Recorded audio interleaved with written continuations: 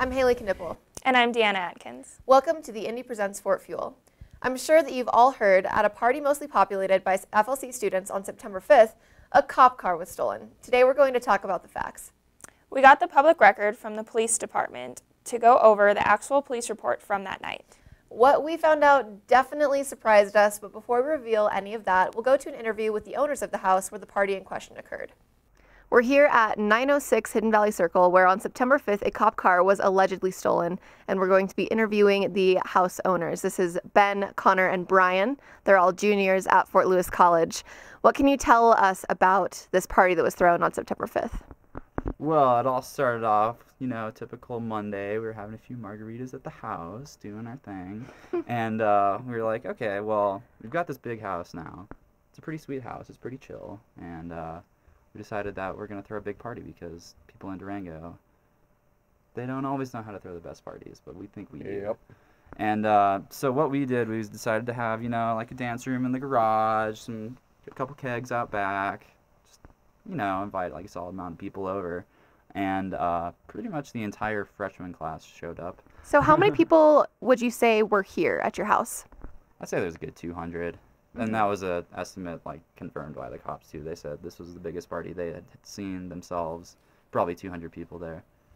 Okay, now, like I said, allegedly a cop car was stolen from this house, from this party. So when the cops showed up, can you tell me exactly what happened? Well, at that time when they showed up, they were actually in the process of giving us a noise complaint. So the homeowners, except for me, were out front talking to the cops when somebody allegedly jumped in the cop car and drove off. And does anyone know who this person was or what they looked like? A badass. Yeah, definitely a badass who I'm very grateful for. Thank you if you're watching. So let's get the facts straight. Okay, so what's the story being circulated by the students? Well, they say that while everyone was leaving the party, that the cops were tending to the front door while two students jumped into the running cop car and stole it. However, no one seems to know what happened to those two students or the cop car for that matter. Okay, so here's what actually happened according to the police report. 3 officers reported to the party where about 200 intoxicated people were leaving. As 2 of the officers headed to the door, a 4th officer was on his way to the scene when he saw an intoxicated male attempting to conceal a bottle of rum. The officer approached the male to confront him about the open container when the interaction turned confrontational. The male would not get rid of his alcohol, giving the officer reason for arrest. Upon attempted arrest, the male reached behind him, grabbing the testicles of the officer. The officer then punched the male twice and called for backup. This caused the 3 officers at the party to come to his aid about a block away. They ran from the house, one of them dropping their flashlight.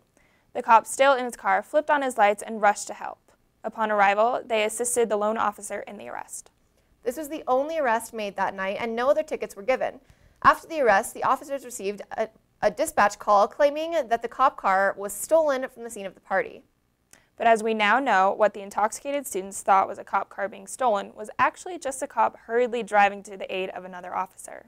So this whole story, or rumor if you will, was basically a giant game of telephone across the student body at FLC. Just goes to show that you can't always believe what you hear. In other news, Fort Lewis College ASFLC has just sworn in a new vice president after the resignation of Jacob Smith, the VP who was originally voted into office last spring.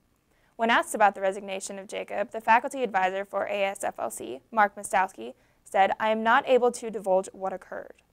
We did, however, get an interview with Jacob Smith, although the other ASFLC members did not comment. I'm here today in the Media Center on campus with Jacob Smith, senior at the Fort. Jacob, what can you tell us about your recent resignation from the position of vice president with ASFLC? Honestly, it was just kind of some unforeseen circumstances. Some things that I could control, some things that I couldn't control, and I just, in the best interest of myself and Lindley, who's a dear friend of mine, it would have been easier for all of us. Okay, so now by giving up this position, you've given up a scholarship and lots of opportunities. How do you feel about that? I mean, I guess a scholarship would be nice, but at the end of the day, I would rather promote the well-being of the students on campus and ASFLC as an organization. While the transfer of power in a position is always somewhat dramatic, ASFLC will be in good hands with the new Vice President, Wick. Today, Fort Fuel interviews Evan Wick, sophomore here at Fort Lewis College. He's the new vice president for ASFLC, and we are in the Senate chambers to see what he has to say about being the vice president. What was it like to be thrust into such a position of power so suddenly? Very exciting. It was something I didn't necessarily expect. I had already left home en route to Durango when I had heard that it was a possibility. But it's very exciting, something that I look forward to doing in the future, not necessarily now, but I am glad I'm in the position now. Good. So what do you think are you most excited for this upcoming school year that you're going to be doing with Senate? Probably the Sustainability Initiative grant. It's something that's funded by student fees that Senate does oversee. And it's $5,000 each year. Any group can submit to use this grant for sustainability ideas, and so I'm looking forward to pushing that this year pretty big.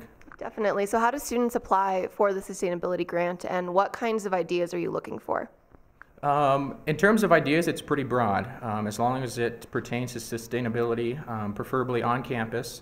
In terms of how to apply that, they work through the EC and ASFLC. We do have applications, so they can contact me or Lindley or any member of ASFLC, and we get them right on the path. So what can the student body expect from you as vice president this semester? A huge lobbyist to them on behalf of Provost Morris and President Thomas, taking their ideas, giving them to the president and provost, and in turn, I'm taking whatever the president has on her agenda and try to get the students to understand the reasoning behind that. Well, it sounds like you've got a pretty good head on your shoulders. And what would you say that you think is something everyone should know about ASFLC here at the fort? That we really want to advocate on behalf of them, that we are really willing to take their ideas, take them to the administration, and fight to the tooth for those ideas. And I think that's something that the students might not know that we're really passionate about, but we really are. Awesome. And can anyone come and sit in on the Senate meetings? Absolutely. Wednesday night, 7 o'clock right here in the Senate chambers. We do meet. It's open to public, and we have a public participation portion at the beginning of the meeting. Great. Well, you heard it here. This has been Haley Knipple reporting for Fort Fuel. We'll now go to details with Deanna about Fiesta on the Mesa on Wednesday, September 15th. Hi, I'm Deanna Atkins, and today, September 16th, marks Mexican Independence Day as well as the start of Hispanic Heritage Month. I'm here at the Student Union for El Centro's biggest event, Fiesta on the Mesa.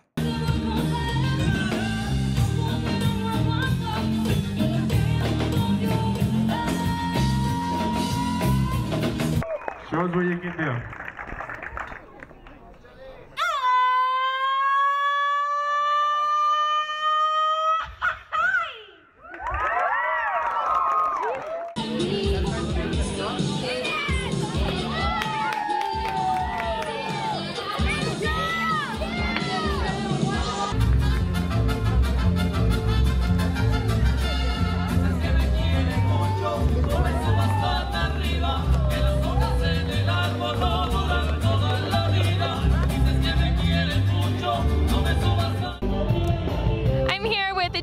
Fiesta on the Mesa. Why don't you introduce yourself? Absolutely. My name is Alex Rodriguez. I am a Fort Lewis College student, and I'm the DJ here at Fiesta on the Mesa. Great. So how long have you been the DJ for Fiesta on the Mesa? For Fiesta on the Mesa for about 2 years now. This is my second year, but I've been a DJ for about 5 now. Yeah, I love music, so. Great. And what does this event mean to you? This event has a big meaning for me because obviously being out of my native country, which is Mexico, I get the opportunity to celebrate our culture and our native holidays like the Independence Day here in America, so it's awesome for me. So what's your favorite part of the event? I think my favorite part is being able to celebrate it and having that kind of Mexican home feeling that I would get back home here where I am now in Durango, Colorado. I think that's the best part about it. Thank you, Deanna. Be sure to check out the Indy Online for more information on campus events. Thank you for tuning in to this episode of the Indy Presents Fort Fuel. Be sure to head online for all your campus, sports, and community news, and check the big yellow boxes on campus for our latest print issue. I'm Haley Knipple. And I'm Deanna Atkins. And until next time, see you on campus.